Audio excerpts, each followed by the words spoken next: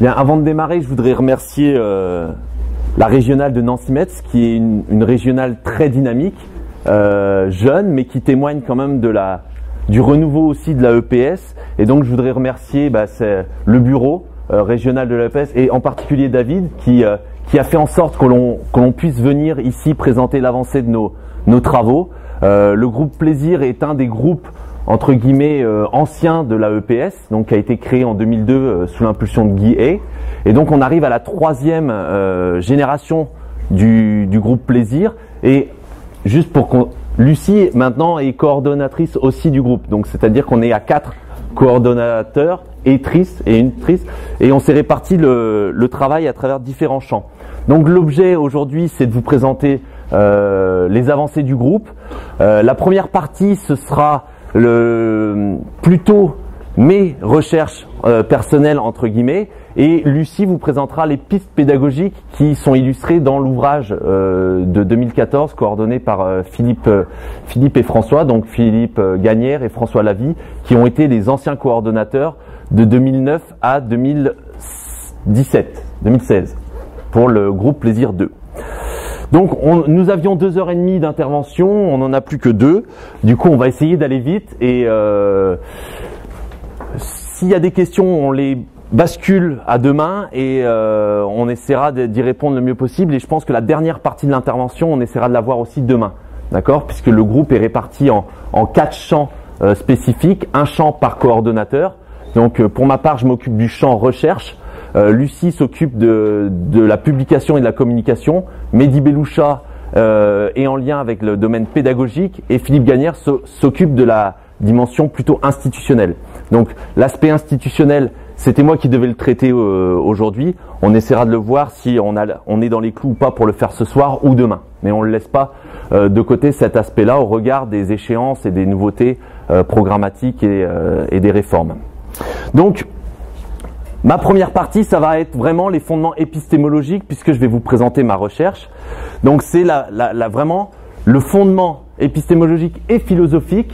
Donc je vais vous embêter sur de l'histoire et de la sociologie et je vais questionner ces rapports-là à travers le prisme du plaisir. D'accord ? Ensuite, je laisserai la parole à Lucie qui va vous parler vraiment de la pédagogie de la mobilisation avec les 8 pistes. Et cette partie-là, on verra si on le fait demain ou ce soir en fonction du temps. Vous avez vu que je parle beaucoup, donc je pense que ce sera demain.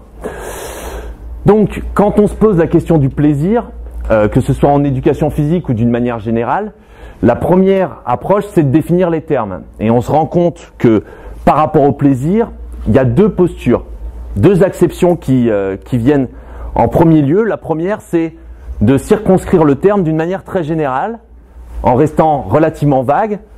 Et la deuxième façon d'envisager les choses, c'est de partir sur une non-définition, ce que moi j'appelle une non-définition. Donc, la première partie, c'est de dire, voilà, c'est un ressenti subjectif. C'est propre à chaque individu, on est dans la dimension subjective, on reste à un état de contentement. Voilà, cette définition, je l'ai trouvée dans un article de Jacques Glaise.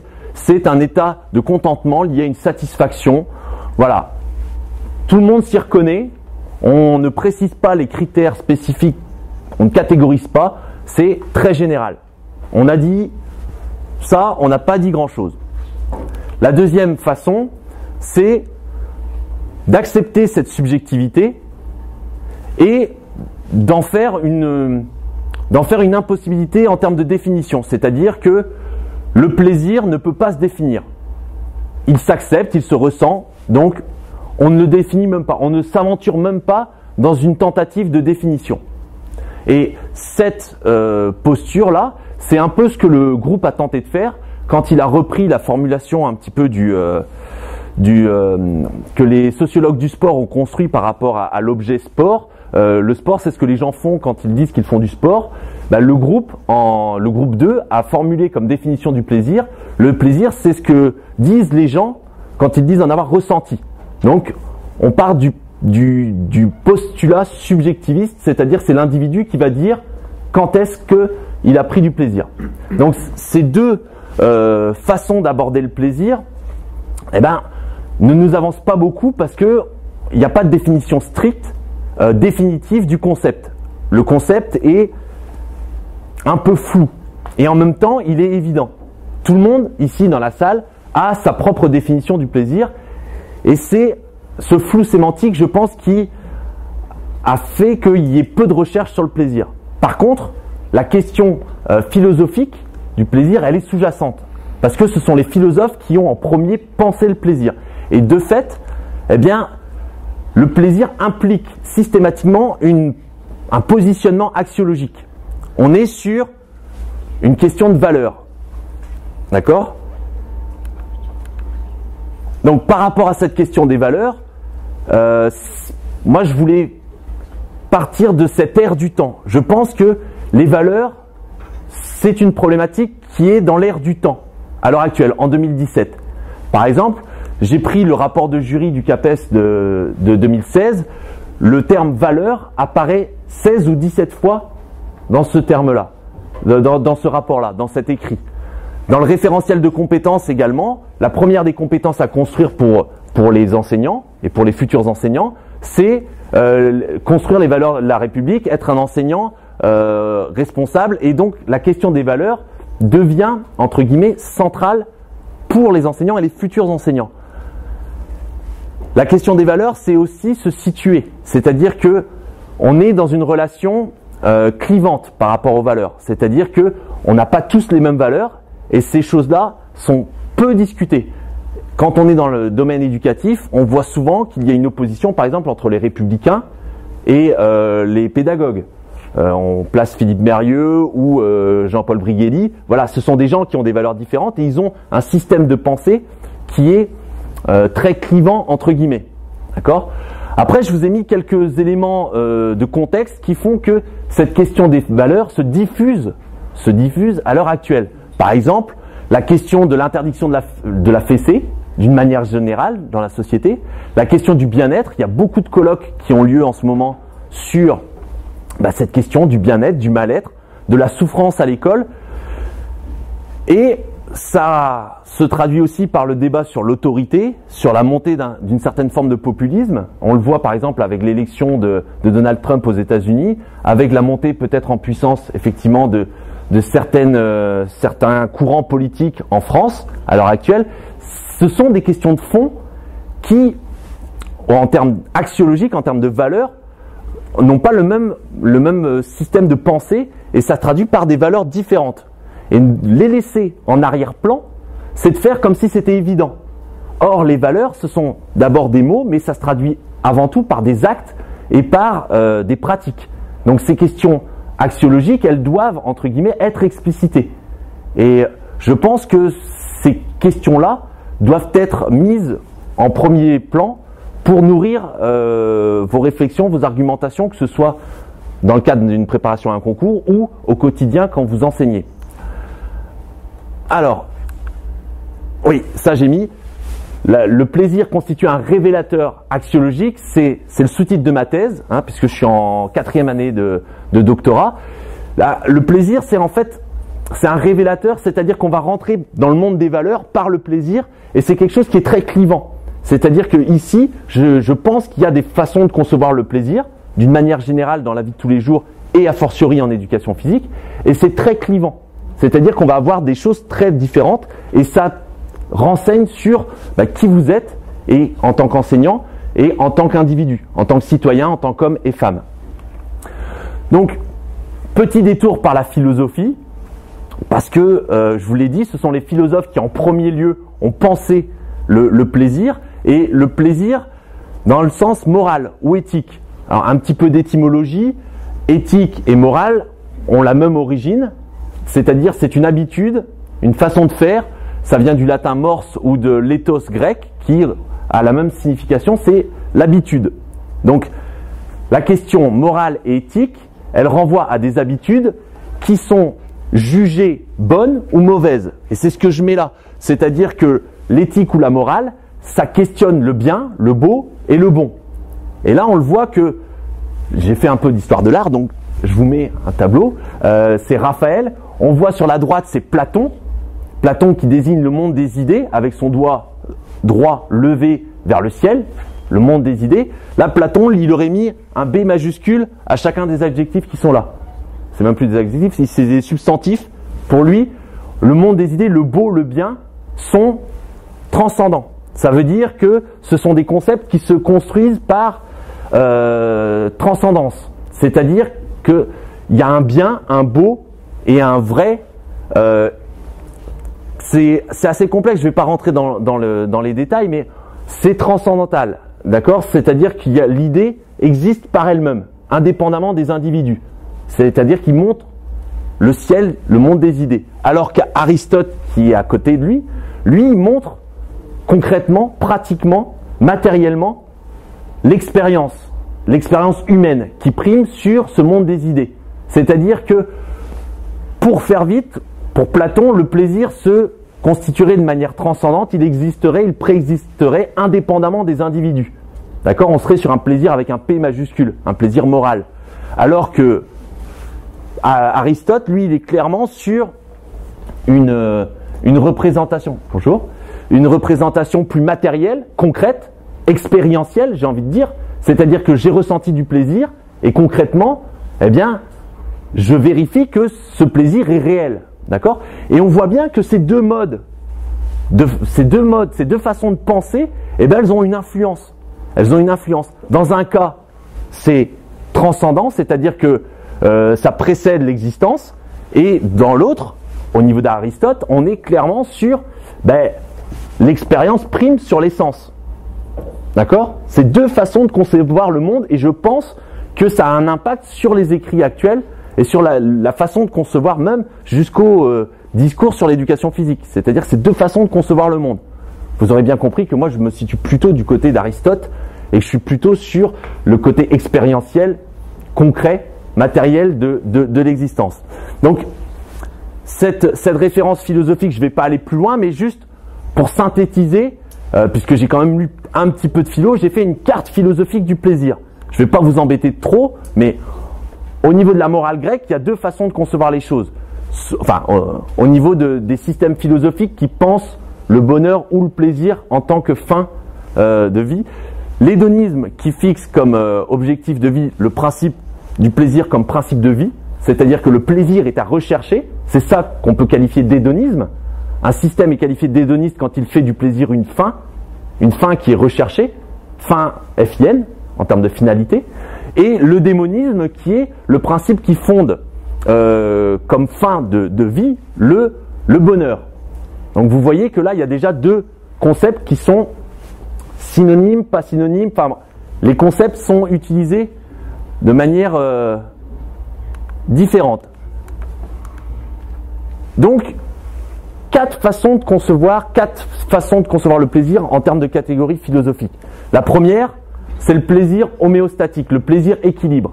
C'est-à-dire qu'on est dans la recherche d'un équilibre entre les différentes phases de la vie, et le plaisir naît de cette restauration de l'équilibre. C'est-à-dire qu'il y a un déséquilibre qui se crée, et le plaisir provient du rétablissement de l'équilibre entre les systèmes. Ça, ce modèle-là, il va fonctionner quasiment jusqu'au début du XXe siècle. D'accord? Platon, les stoïciens, les cyniques, la psychanalyse sont sur ce principe-là d'équilibre et de restauration de l'équilibre. D'accord? Il y a un déséquilibre et le plaisir naît du rétablissement de cet équilibre-là. Une deuxième catégorie de plaisir au niveau philosophique, c'est ce que je nomme le plaisir puissance. C'est-à-dire que là, les philosophes pensent que le plaisir apporte un surcroît à l'individu, une augmentation de son être, et du coup, on n'est plus dans le même modèle que précédemment, puisque avant on était dans le rétablissement de l'équilibre, là on est dans l'augmentation de l'être. Et on voit que par exemple Aristote, Nietzsche, Spinoza sont sur cette conception-là d'une... Aristote parle par exemple un surcroît et le plaisir accompagne un acte parfait. Donc l'individu sort grandi de ce plaisir-là.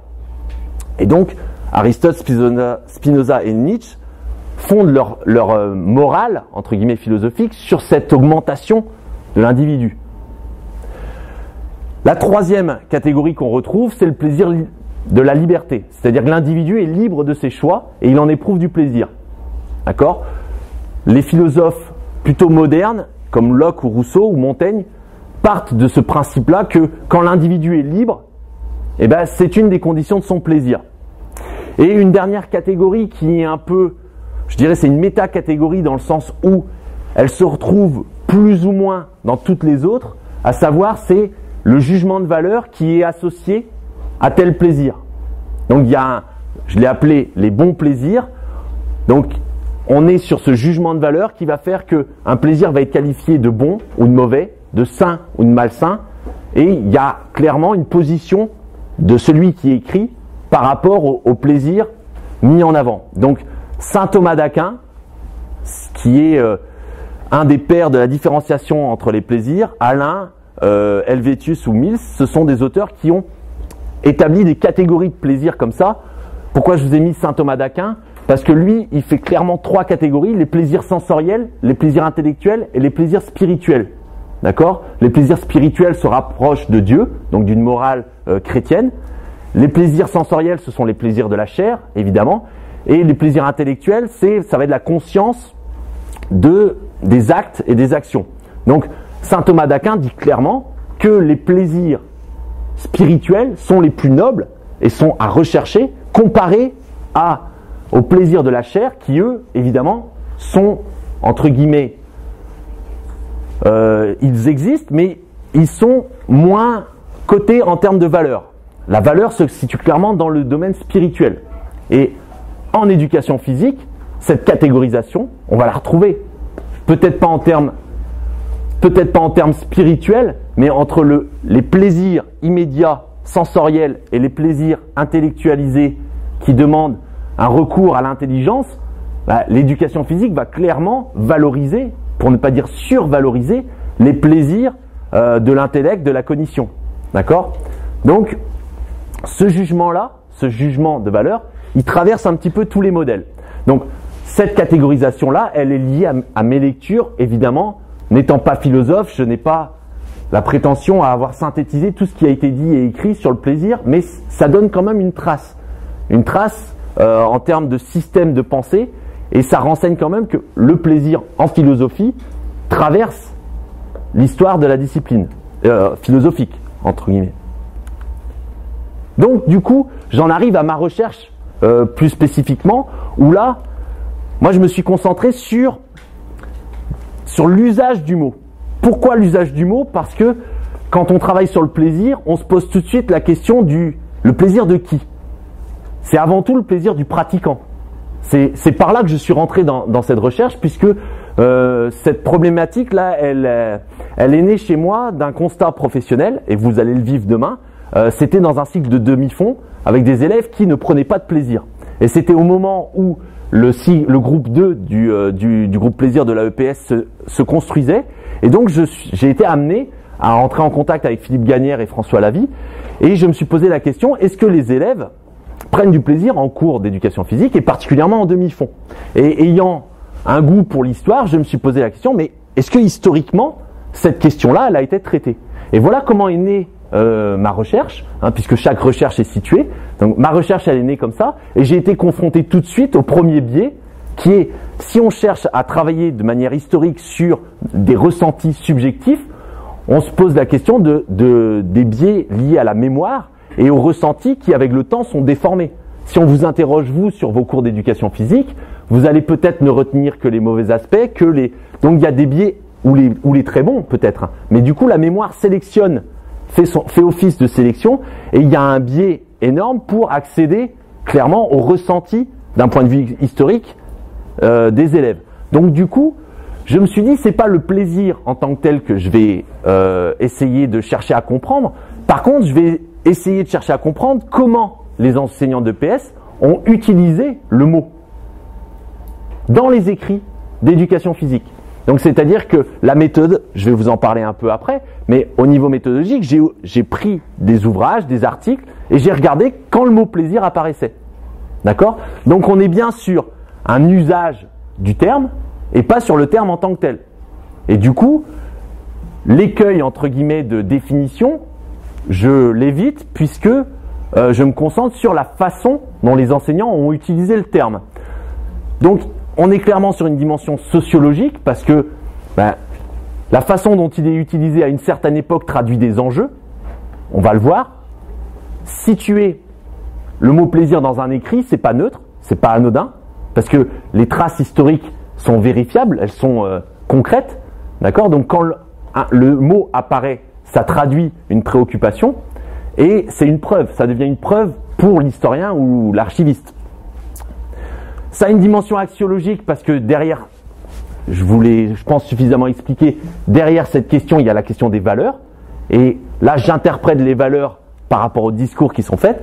Et puis il y a une dimension historique puisque je pars de 1882, la fin des lois Ferry, l'obligation scolaire pour les élèves, je remonte jusqu'à 2010, donc ce qui fait une période quand même relativement conséquente par rapport à ça.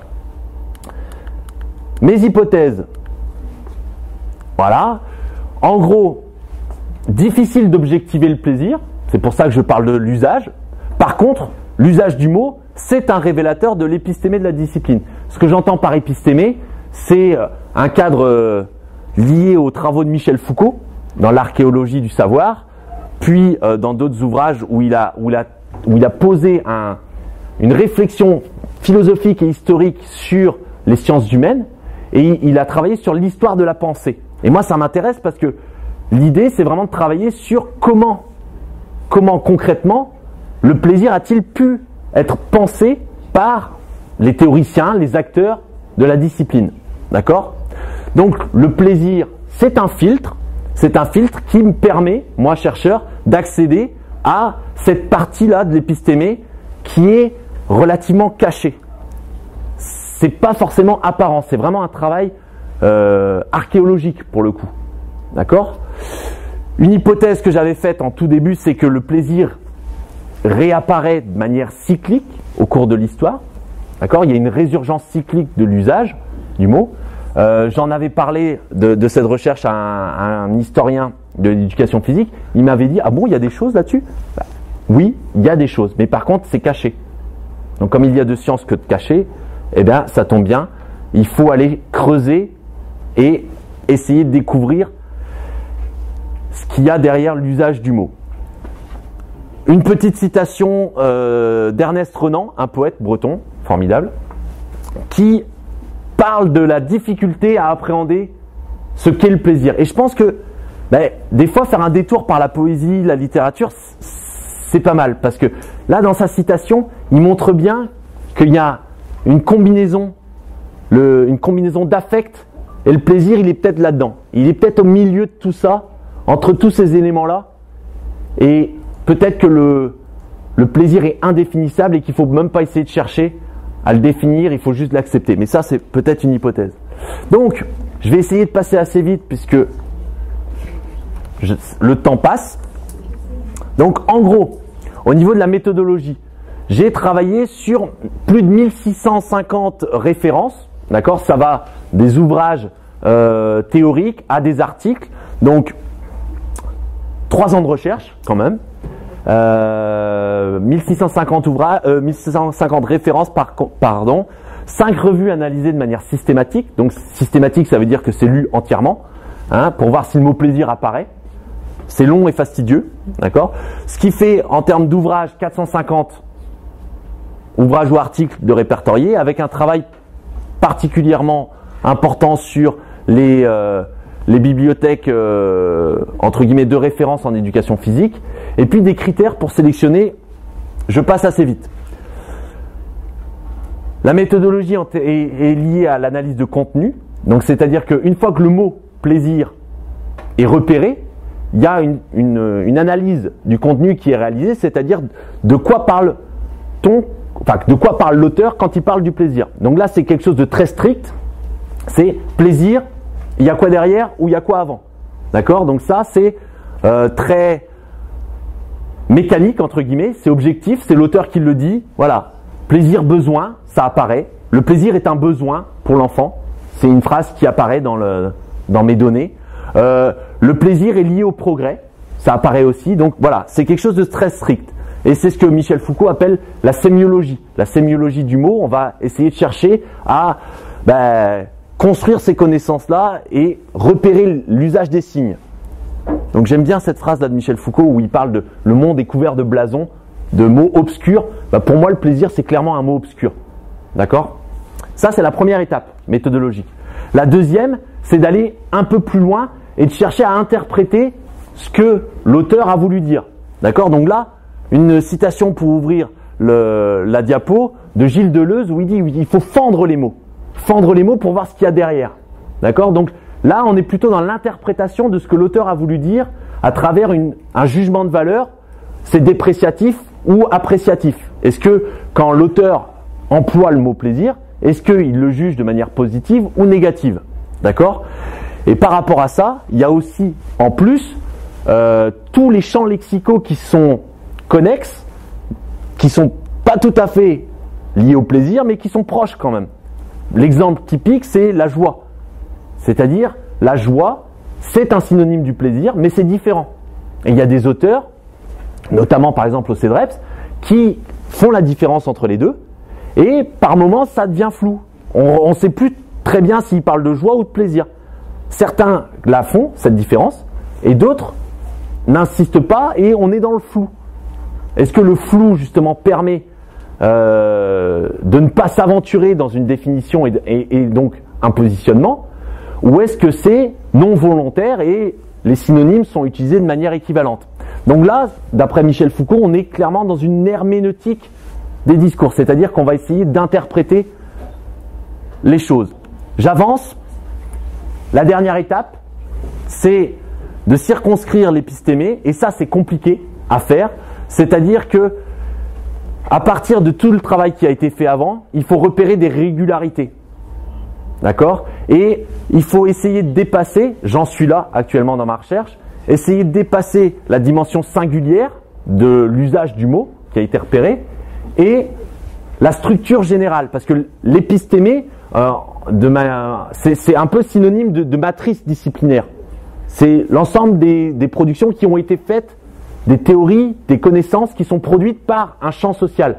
Donc, la matrice disciplinaire, c'est un concept qui est développé par Thomas Kuhn et utilisé en sciences de l'éducation par Develey. Michel Foucault, il est sur la notion d'épistémé. C'est un peu similaire, mais quand on est sur un écrit, comment on peut faire référence à la structure globale du champ? Ça, c'est difficile, de faire cet aller-retour entre la singularité d'un écrit et la structure générale. Et souvent dans les écrits d'histoire, au concours, on voit des causalités qui sont non explicitées. Un argument, donc, ceci. Et ça, c'est très difficile à faire. En écrivain, il faut faire très attention à cette liaison entre un élément, un fait, et la structure générale de l'épistémé, ou de la matrice disciplinaire selon le point de vue. Donc, j'en arrive à mes résultats. Ça, c'est la quantification de l'apparition du mot. Donc, ici, on a les années qui déroulent jusqu'en 2010, et ici, on a la fréquence d'apparition. Donc déjà, on voit que l'usage du mot, la présence de l'occurrence plaisir, est quand même sur la période, et il y a une présence de l'usage du mot. Après, il y a des périodes. Je vous ai identifié 4 périodes qui me paraissent significatives. La première, ici, de 1880 à 1900, voilà. La deuxième, au niveau de la Seconde Guerre mondiale. La troisième, que je qualifie, c'est plutôt un épiphénomène, c'est autour de mai 68. Voilà, le mot réapparaît à cette période. Quasi disparition jusqu'à 95-96. Donc, ces résultats, déjà, en eux-mêmes, ils sont intéressants parce qu'ils reflètent des préoccupations, on le voit. Là, par exemple, la rupture 95-96, c'est significatif. C'est-à-dire qu'il y a une résurgence très forte en termes de... On appelle ça une rupture épistémique, quoi. Donc, si on rentre maintenant dans le détail, entre guillemets... Ah oui, si. Avant de rentrer dans le détail, juste les 156 usages. J'ai trouvé 156 façons différentes d'employer le mot plaisir. Ce qui traduit vraiment cette difficulté à utiliser le mot, quoi. C'est-à-dire qu'on l'utilise de 156 façons différentes. Alors après, j'ai réussi à regrouper ces catégories-là en 6 catégories. D'accord ? Je vais passer vite parce que le temps file, mais en gros, le plaisir est lié à des individus particuliers, les sujets, donc c'est-à-dire qui s'adressent aux filles, aux garçons, aux enfants, aux adultes. Donc il y a une catégorie qui est liée au sujet. Ensuite, le plaisir est lié à une finalité particulière, explicite ou moins explicite, mais par exemple, sur la première période, le plaisir est clairement lié à la santé. On est dans une préoccupation hygiéniste, ça c'est clair, donc le plaisir est rattaché à ça. Et le plaisir, clairement, c'est dit, le plaisir est un facteur de santé. Et à l'heure actuelle, ça revient à peu près dans ces termes-là. À peu près dans ces termes-là. Donc là, on est sur la finalité. À quoi ça sert? Ensuite, un plaisir que j'ai qualifié de modalité. Il y en a deux autres qui apparaissent, j'avais oublié. Un plaisir modalité qui est, là pour le coup, lié à la façon dont les enseignants utilisent le plaisir. Donc là, on est sur une dimension technique. Les enseignants utilisent le plaisir à des fins, peut-être liées ici, mais à des fins en tout cas de motivation généralement. C'est-à-dire que par exemple, ça se traduit par le jeu. D'accord? C'est une dimension motivationnelle. Ça, c'est assez présent. Localisation et temporalité, c'est espace-temps. Ça, c'est clair aussi. C'est assez significatif. Le plaisir, il est hors du temps scolaire. C'est-à-dire que c'est pendant la récréation, c'est pendant le plein air. Voilà. Cette question de la temporalité, elle est en lien avec l'espace et le temps. Ça, c'est sûr. Et la catégorie la plus floue, la plus incertaine, c'est vraiment cette... J'ai mis attribut, mais en fait, ça me satisfait pas trop. Mais en gros, c'est la nature du plaisir, ce que c'est concrètement. Et là, il y a beaucoup d'usages très divers et très variés. C'est la catégorie fourre-tout. Le plaisir, c'est le bordel. Mais bon, cette catégorie-là, en tout cas, pour le coup, c'est sûr. Donc, sur ces 6 catégories, on voit que selon les périodes, on va avoir une espèce de carte d'identité du plaisir qui est différente. Parce que les acteurs vont mettre l'accent sur une dimension et pas sur une autre. Je vous donne l'exemple, Philippe Tissier, en termes de finalité, il est clairement hygiéniste. Ça, c'est sûr. Il utilise le plaisir. Par contre, au niveau de l'attribut, il est sur une conception qui ne fait pas l'unanimité au sein de l'épistémé. Et peut-être qu'on peut expliquer son éviction des productions du centre de l'épistémé ou de la matrice, parce qu'il était dans une conception particulière du plaisir et donc du système axiologique. En gros, pour la faire vite, mais je reviendrai dessus, mais très rapidement, je vous rassure, il fonde une théorie fétale de la douleur et du plaisir. Donc en gros, la douleur devient un élément éducatif. Il faut souffrir, il faut faire souffrir les élèves pour qu'ils grandissent, ils deviennent adultes. On apprend plus quand on souffre que quand on prend du plaisir. Donc l'école n'est pas là pour ça. À l'école, on est là pour souffrir. Donc ça, c'est les écrits de Tissier, c'est texto. Hein. Il dit, l'éducation est fille de devoir, la culture, fille du plaisir. À l'école, on est là pour éduquer. Voilà. Je peux te citer oui. Auprès de mes élèves quand je dois leur donner un châtiment corporel. Ah ben, mais on se nourrit de ça, mais de ces discours, mais on ne peut pas imaginer à quel point, je pense, ça a traversé les discours. Mais est-ce que, quand on est confronté à un effort un peu intense, et vous allez le voir en demi-fond, on n'est pas dans cette relation de plaisir, on est dans la relation de déplaisir et presque de douleur. Mais on y reviendra après. Mais, oui. Est-ce qu'on ne peut pas associer ça à la résilience par le sport ou par l'activité aussi? C'est quelque chose qui revient assez souvent maintenant. Donc je sais pas si... Alors, on va y arriver dans la période en fait. Voilà, je saute une étape parce que sur la première période, on n'y est pas. Mais si on se concentre sur l'aspect sportif, je pense que tous ceux qui ont vécu un peu sportif savent qu'à un moment donné, s'ils veulent progresser, eh ben, il faut se confronter à l'entraînement et à la répétition d'un effort. Et du coup, le courant sportif, sur la période, problématise sa pratique d'un point de vue moral en disant l'effort joyeux, l'acceptation de l'ascèse sportive, et en fait, ils n'arrivent pas à choisir. Entre canard et lapin, c'est les deux. Le système moral, il envisage les deux. Donc, la résilience sportive, je pense que si le sport, si la sportivisation, là j'ai bien mis sportivisation, si le sport s'est généralisé en éducation physique, c'est d'abord parce que les promoteurs du courant sportif se sont adaptés au discours ambiant de l'époque, à savoir, ben voilà, il faut passer par la douleur d'abord. La douleur d'abord et ensuite le plaisir. Mais ils étaient aussi sur un système de, comment on va dire, où le sport c'est aussi du plaisir.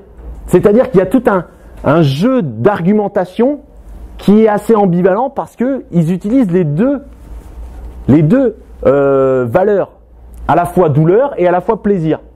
Et tous les autres là, il y a un front commun contre le courant sportif pour dire non mais attendez, le sport c'est que du plaisir, c'est que du jeu.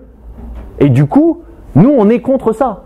Hébert ne parle quasiment pas de plaisir.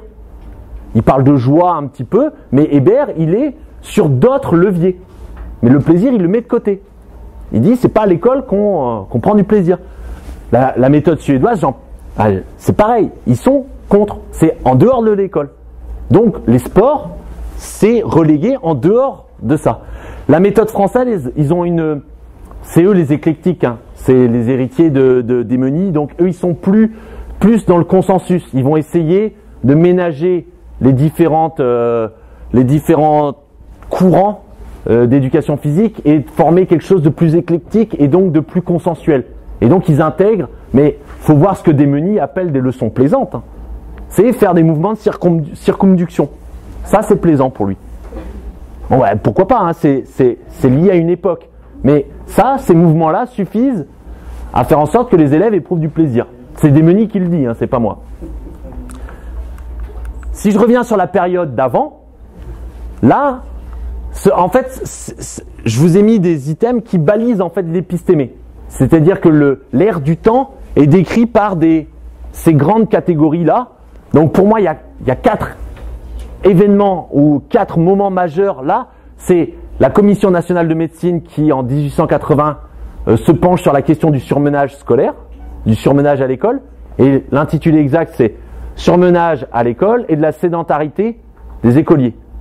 Donc on est bien là sur il faut éviter le surmenage, mais surmenage intellectuel, d'accord? Et double préoccupation, augmenter le temps d'activité. Et qu'est-ce qu'ils vont faire les médecins? Ils vont dire il faut des récréations, il faut des jeux, Et l'éducation physique rentre à l'école par ce biais-là. Enfin, à partir de cette argumentation, vous voyez qu'il y a une convergence sur la période de 1880 à 1900 qui fait que voilà, les jeux rentrent à l'école parce qu'il y a une convergence, mais à quelques mois près. C'est impressionnant parce que la Ligue française d'éducation physique créée par Grousset et implantée dans le sud-ouest par Tissier, elle se crée à peu près en même temps, en 1880-89. Les Landis, ou les Lendit, je ne sais pas comment vous prononcez, mais ce rassemblement de jeunes écoliers, plutôt pour les garçons, c'est un regroupement sportif. Ce sont des jeux sportifs qui sont proposés lors de grandes fêtes, de grands rassemblements, et qui mettent en avant ce côté, la convivialité dans un rassemblement sportif. Ça, ce sont les Lendit. Ça a perduré jusqu'aux années 50, hein, avec une interruption, mais voilà. Là, les deux sont liés. Les travaux de la commission de gymnastique présidée par Marais, dont Desmeunies fait partie, c'est pareil. On voit qu'ils sont tous plus ou moins dans les mêmes réseaux et ils militent à peu près tous de la même façon pour l'introduction des jeux à l'école. Des jeux, ça inclut le sport, mais le sport, il est en train de se constituer, il est en train de s'institutionnaliser. On ne parle pas encore de sport à part entière. La catégorie, c'est vraiment jeux. Et à l'intérieur des jeux, il y a les sports. Et là, il y a une conjonction de facteurs qui fait que voilà, là, il y a une rupture. Et on le voit, si je reviens en arrière, on est là. Là, ce pic-là, il s'explique par ça. D'accord? Je reviens. Le dernier élément, c'est le concours. Excusez-moi, parce que je crois qu'en plus ici, on sait prononcer ça. Un concours impulsé par un député qui est sensible à le député Bischofsheim. Bischofsheim, merci. Donc, il est sensible à cette question de l'introduction parce qu'il a lu des articles d'Aril, Philippe Grousset, dans le journal Le Temps. Il lit les articles, il est sensible à cette question, et il propose au ministre de l'instruction publique de l'époque de lancer un concours sur l'introduction des jeux scolaires. L'introduction des jeux scolaires. Le premier à être récompensé, c'est Lagrange, Fernand Lagrange, Physiologie des exercices du corps. Le mot plaisir apparaît 60 fois, 65 fois dans son ouvrage. Il termine premier, ex aequo, avec le général Lewal. Mais Fernand Lagrange, ça a été un des promoteurs de l'éducation physique. Il fait partie de la commission, ici, et des travaux Marais. Il est également généralement cité dans les Landis. Et il fait partie également de la commission. Voilà. C'est pour vous dire que l'ère du temps, à l'époque, elle est clairement en faveur de l'introduction des jeux scolaires. Donc, c'est propice à ça.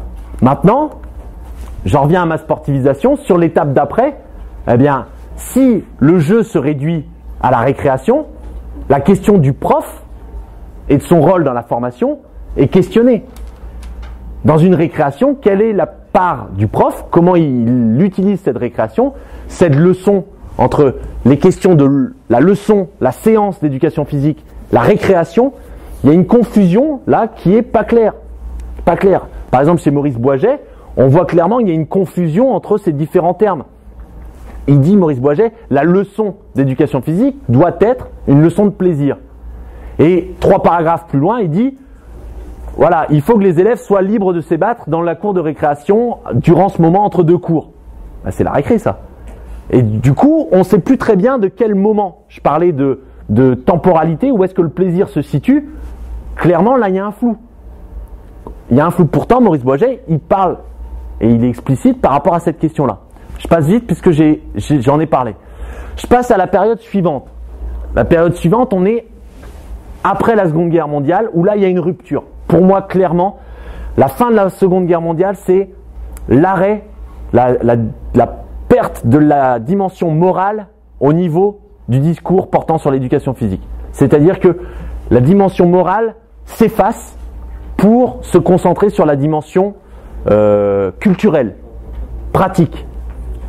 Avant, Hébert ne parlait que des valeurs, que de son système entre guillemets moral, altruiste, etc. Être fort pour être utile pour la nation.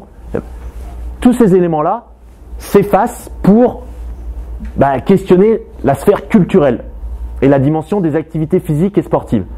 Et ce changement-là, cette bascule-là, elle va faire que l'usage du mot plaisir va disparaître aussi quasiment de l'épistémé. Pas tout à fait, mais sur la période, il y a 2 épiphénomènes. Un ouvrage de Guillemin, je crois, en 55, où là, lui, il parle de philosophie, et donc il fait le point un peu sur tout ce que je viens de dire. Mais c'est un ouvrage. Et mai 68, où j'en ai parlé, où là, ils vont problématiser le plaisir, mais d'un point de vue politique. C'est-à-dire que là, ils vont clairement renverser les valeurs d'un point de vue idéologique, et c'est dans la revue Quel corps partisan, mais c'est pas si évident que ça. Moi, au départ, je pensais que ça allait être le fer de lance des écrits du courant freudo-marxiste. Eh bien, pas tant que ça. Ils ne problématisent pas l'usage du mot. Ils se disent hédonistes, ils se disent dans les propos, ils se qualifient de voilà, mais c'est pas si explicite que ça. Et concrètement, on n'en sait pas beaucoup plus. Je crois que dans un article de Jean-Marie Brome où il discute avec Michel Bernard, enseignant à l'ENSEP, où il problématise cet usage-là, mais c'est dans un article, c'est pas diffusé partout. La psychomotricité, j'en ai parlé. Bon, je passe vite. Vous reviendrez si vous avez des questions sur ces courants. Mais en gros, le bullsh, il le problématise pas. Le jeu, le plaisir, c'est en dehors de l'école.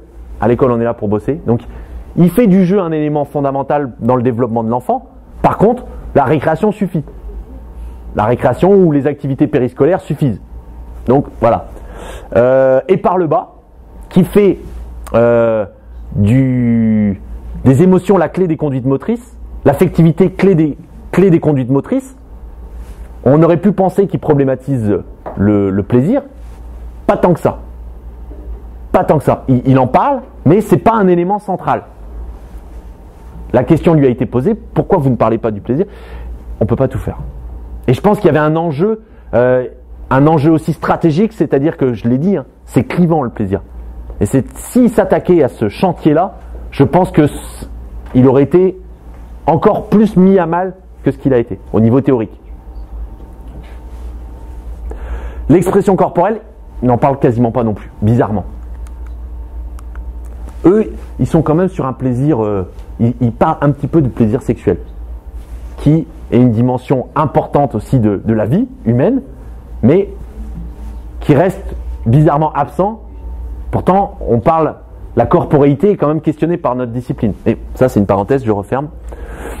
On arrive à la dernière période, sur la période contemporaine, où là, on voit un pic en 96.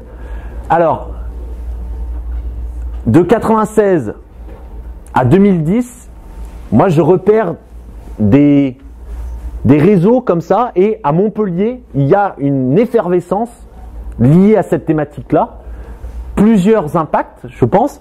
Les écrits de Deslignières et Garceau, qui, pour moi, constituent un jalon dans la profession, dans l'histoire récente de la discipline. Les écrits de Deslignières et Garceau concernant la question du plaisir, c'est fondamental. Glaise et Lyotard, parce qu'ils sont dans une logique historico-sociologique, donc c'est plutôt, moi, ma recherche porte plutôt dans ce champ-là, d'accord ? Ils ont ouvert la voie sur cette problématisation à travers des articles, pas d'ouvrages, des articles précis. Le P n'est pas joué, par exemple, de Philippe Lyotard. Et Jacques Glaise, de mémoire, c'est dans un article d'un bouquin, des actes d'un colloque en 94 et 96. Et je vous ai mis le colloque du Cruise qui a eu lieu en 95 et dont les actes ont été publiés en 97. Pourquoi je vous ai mis ça comme moment de rupture? C'est parce que quand j'ai posé la question à Jacques Glaise et à Guy Hay, qui sont des gens de Montpellier, pourquoi en 95-96 le mot réapparaît comme ça subitement? Parce que vous connaissez tous que en 96 dans les programmes disciplinaires, le mot apparaît. En 6e, désir d'agir en vue d'un plaisir immédiat. En 96. Mais les programmes ne sont que le révélateur de l'ère du temps déjà ambiant. C'est-à-dire que Jacques Glaise et Guy Hay pointent du doigt ce colloque-là. Pour eux, c'est ce colloque-là qui a fait la bascule. C'est à ce moment-là que Didier Deslignières a, dans ses écrits, parlé pour la première fois du plaisir. Le texte est publié en 97, mais le colloque a eu lieu en 95. Donc 2 ans avant. Entre le temps de l'écrit et le temps de diffusion, il y a un délai qui est non négligeable, quasiment 2 ans. Et ce colloque-là, il a lieu avant les programmes. Donc les programmes ne sont que la résultante de l'ère du temps. C'est pas parce que le programme parle du plaisir que c'est. Enfin, vous me suivez? C'est clair? En gros, les programmes sont la résultante de l'ère du temps. Voilà, retenez que ça suffit. Par contre, excuse-moi, Oui. je ne connais pas le CRUIS. Le CRUIS, c'est l'acronyme de l'UFR de Poitiers, dirigé par BX René. Et la publication, c'est l'ouvrage, le gros ouvrage À quoi sert le PS, le dossier 29. Ouvrage à consulter si vous êtes en préparation concours, parce que c'est d'une densité quand même. Il y a le dossier 15 en histoire et le dossier 29, À quoi sert le PS.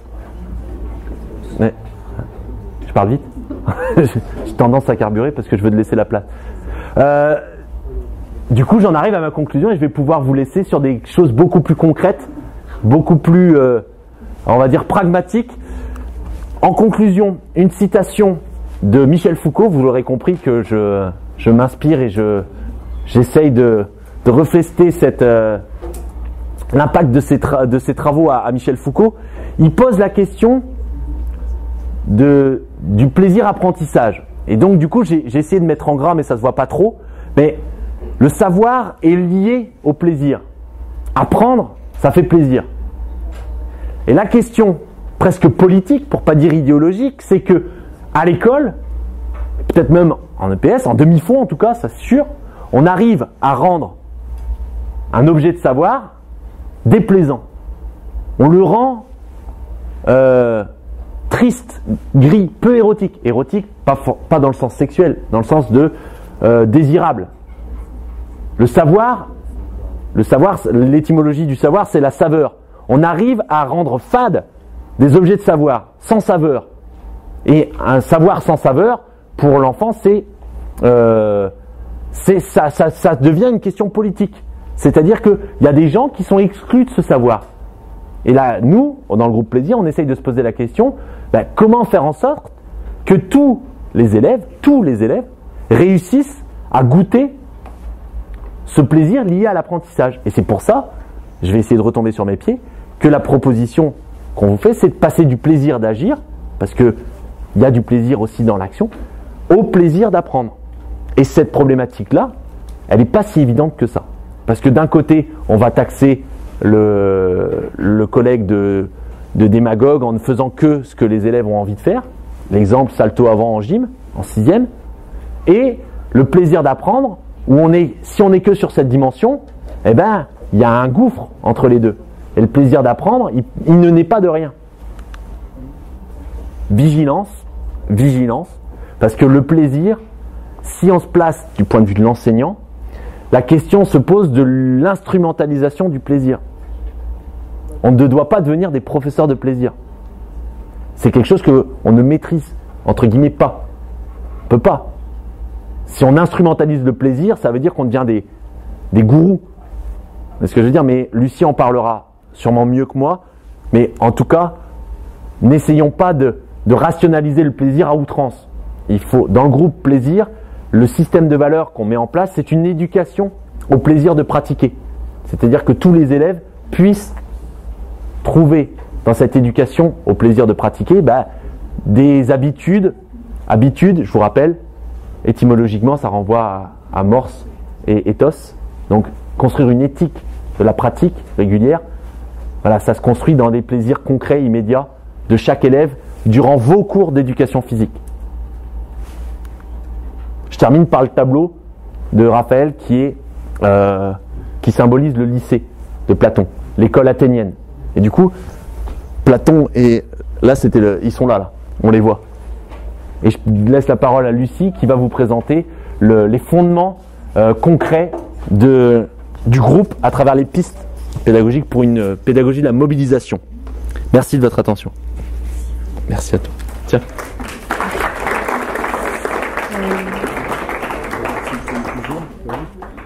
Ouais, c'est l'heure de tourner, c'est bon.